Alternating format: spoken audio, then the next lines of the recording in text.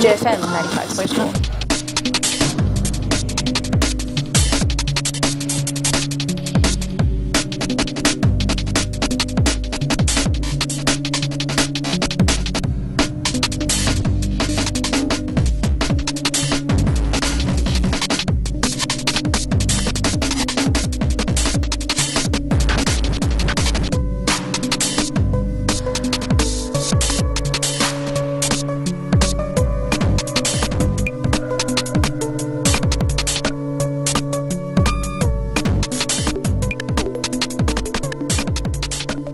What makes Voice of Tembisa unique is that it's actually a community-based radio station, and its programming is actually advised by the community. We have programs that are not actually found in other stations, like your traditional and cultural shows, where we actually play predominantly local content and local artists. That's where we actually impress on our community. We've been having road shows, going to the communities, asking them how they see our programming and where do they think we should be changing or where we should actually be introducing new shows. That is actually something that you don't get in other radio stations, obviously. UJFM stands out from the rest in that we have programming that is geared for the youth, by the youth. And I think this is essential because the target market that we cater for is essentially that.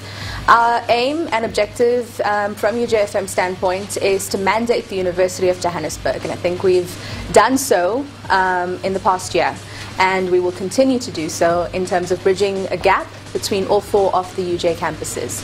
We were recognized last year as the 3rd best radio station in Johannesburg. It's an accomplishment that we do not take lightly, and this is in no way going to make us complacent in terms of our objectives for the rest of the year. We have what it takes to be a benchmark in the industry, and our presenters and the on-air talents that we have are certainly giving commercial radio stations as well as public radio stations another platform in terms of the challenge that we are hoping to offer. Rainbow Christian Community Radio is broadcasting for the last 18 years, and since the inception of a community license we've had one.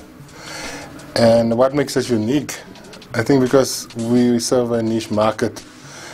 We are a community of interest, and I'm sure that interest plays a huge role in South African society. People want to belong, and we have a Christian broadcaster.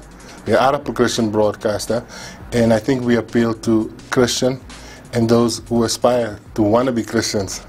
Christian broadcasting, or community Christian broadcasting, has evolved over the last few years. I mean, in the beginning people were happy with just local events, but we have to realize that there is some competition around. People has the right to information, and people has the right to relevant and new information. So in partnership with our message that we teach us of reconciliation, healing and hope through our Savior Jesus Christ, we also keep update with what's happening in the news. We try and get there as soon as or even before other broadcasters get there, because that is what people need. People need information. So it becomes difficult to have a fair balance between what the community needs and what is relevant and what is out there. Voice of Tembisa in the next 5 years sees itself as rooted within the community, but actually doing things differently. We are currently, while we're going to communities, we are unable to do what we call OB, outside broadcast, because we don't have that equipment, and it's part of our strategic move to actually acquire one and be able to actually broadcast where our communities or where our catchment is, and want to see this community radio station producing more and more people, because it's actually given that we are like a brooding kind of environment where people we teach them, they go up and then they go into other medium. So we want to see us actually teaching more of our community who are doing communication and also broadcasting. We want to make sure that in the next 5 years we have our own community, our community radio station building, because where we are now, it's not not our place. We want to have, you know, a one-stop shop where you find the radio station, you find our development center, where we are able to actually give more presenters an opportunity to grow. Our 5-year game plan for UJFM 95.4 is to evolve our programming to meet the needs of our listeners.